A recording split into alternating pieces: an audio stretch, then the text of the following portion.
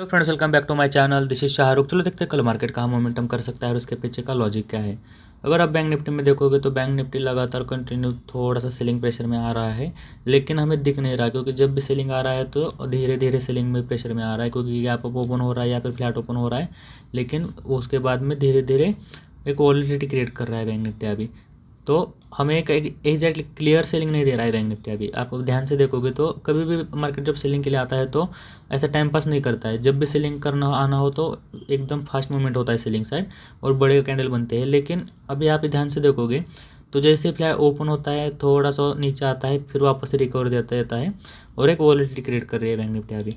और अगर यहाँ से ध्यान से देखोगे तो अभी हमें कल के लिए क्या करना है, कल के लिए मार्केट एकदम सिंपल रखना है हमें कि जैसे अभी यहाँ पे ये जो पॉइंट है ना, ये पॉइंट पकड़ के आपको दिखाता हूँ, यहाँ से लेके ये जो पॉइंट है ना, ये पॉइंट सबकी पॉइंट को पकड़ के हमें एक ट्रेंड लाइन मार्क करना है। ठीक है, ट्रेंड लाइन मार्क करना है।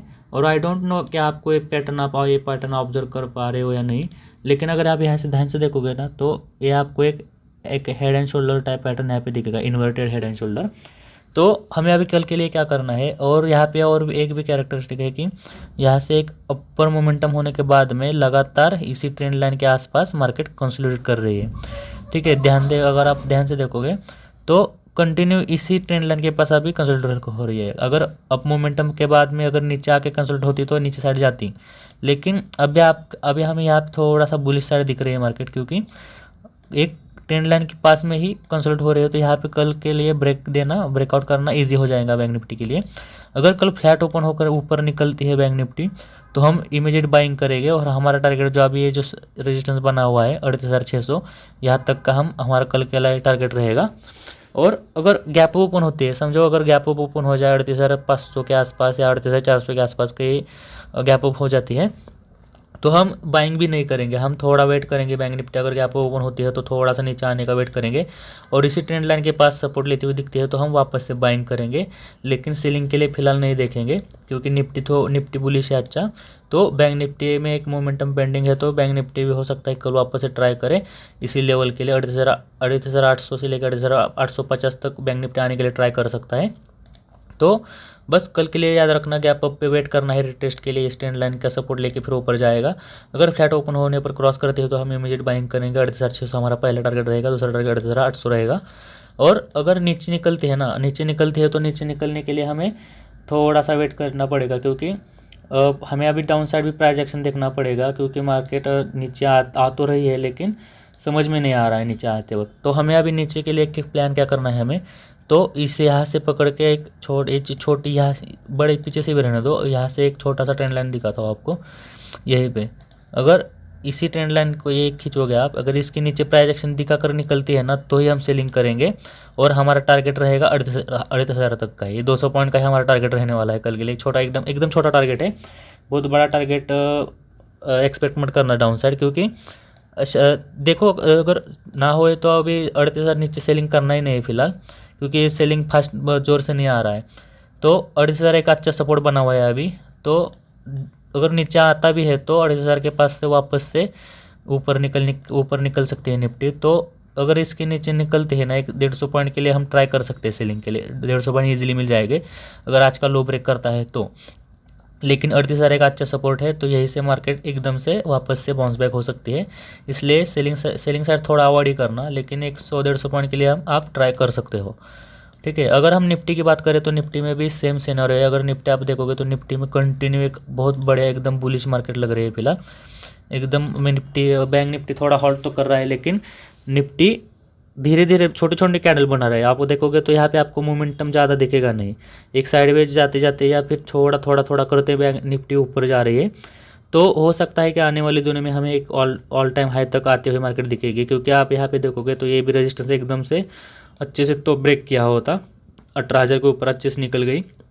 अब यहाँ पे एक रजिस्टेंस था 18,300 का, उसके भी ऊपर निकल गई है मार्केट, अभी ऊपर क्लोजिंग दे चुके हैं निफ्टी। तो अभी नेक्स्ट टारगेट हमारा आपको यकीन नहीं होगा लेकिन अब हमारा नेक्स्ट टारगेट 38,600 का ही रहेगा। इस वीक में तो नहीं लेकिन आने वाले टाइम में इजीली 38,600 का हमें दे सकता है। इस वीक में भी हो सके तो हमें वो टारगेट आते हुए दिख सकता है ऑल टाइम हाई का। तो निफ्टी को उस हिसाब से हम प्लान करेंगे। निफ्टी को बस जैसे क्रॉस करता है हमें बाइंग करना है, लेकिन एक्चुअली यहाँ पे भी एक ट्रिक है, क्योंकि अगर आप देखोगे तो यहाँ पे निफ्टी भी अब एक चैनल में फंसी हुई दिख रही है आपको, ठीक है। लगातार ये जिस दिन हमने यहाँ पे प्रेडिक्ट किया हुआ था कि यहाँ पे चैनल में है, तो हम यहाँ पे नीचे क्रॉस करने पर सेलिंग करेंगे, क्योंकि यहाँ पे ये गैप जो फिल होने का बचा हुआ है यहाँ तक निफ्टी आ सकती है, लेकिन वो नीचे आई नहीं, गैप ओपन हुई, लेकिन धीरे धीरे धीरे फिर इसी चैनल में अभी इंटर हो चुकी है निफ्टी। तो अब बहुत इंटरेस्टिंग रहेगा निफ्टी में भी। हम सेलिंग साइड भी अभी देखेंगे निफ्टी को, अगर चांस मिलता है सेलिंग के लिए तो हम डेफिनेटली सेल भी करेंगे निफ्टी को। बस अभी जब तक इस चैनल में है ना, स्कैल्पिंग कर सकते हैं हम, जब तक इस चैनल में फंसी हुए तब तक हम एक स्कैल्पिंग कर सकते हैं, या फिर इसी में ही ऊपर जाने पर सेलिंग बस sell on top buy on dip कर सकते हैं। लेकिन अभी हमें क्या करना है, देखो अभी चैनल को एक बार आप ध्यान से देखो तो बराबर बीच में क्लोजिंग दिया है, तो निफ्टी अभी वॉलेटिलिटी क्रिएट कर सकता है। अगर फ्लैट ओपन होकर ऊपर निकलती है तो ठीक यहीं से 18,360 के आसपास रेजिस्टेंस खाएगी और वहाँ से वापस से नीचे आएगी, और अगर फ्लैट ओपन होकर नीचे भी निकलती है तो वापस से 38,280 के आसपास आएगी, वहाँ से ऊपर वापस से निकलेगी सपोर्ट लेके। और अगर चैनल ब्रेक करता है, हमें प्राइस एक्शन देखना पड़ेगा। अभी चैनल ब्रेक करता है और ऐसा प्राइस एक्शन दिखता है ना, तो हम इमीडिएट सेलिंग करेंगे और हमारा टारगेट रहेगा 18,160 का कल के लिए, अगर लेकिन प्राइस एक्शन दिखाता है तो ही। और अब आप ध्यान से देखोगे तो यहाँ पे पिछला जो यहाँ पे अच्छा सपोर्ट यहीं से लिया है। अगर यहाँ पे देखोगे फिर से ड्रॉ करके दिखा, तो यहाँ पे देखोगे जो पिछले हाई थे ना, इसी लेवल से आप यहाँ पे देखोगे तो इसकी जैसे ऊपर निकल गया, तो यहीं से अभी निफ्टी यहाँ से क्रॉस किया और वापस ही इसी लेवल का सपोर्ट लेके फिर ऊपर चला गया है। तो हमें क्या करना है, जैसे यहाँ पे फ्लैट ओपन होती है और ऊपर निकलती है ना, तो 18,360 से लेकर 18,400 तक हमारा टारगेट कल के लिए हमारा टारगेट रहना चाहिए। जैसे हाई ब्रेक करे हम इमीडिएट बाइंग करेंगे निफ्टी को, लेकिन जब नीचे आती है ना तो हमें प्राइस एक्शन देख के नीचे बाइंग करना, सेलिंग करना पड़ेगा।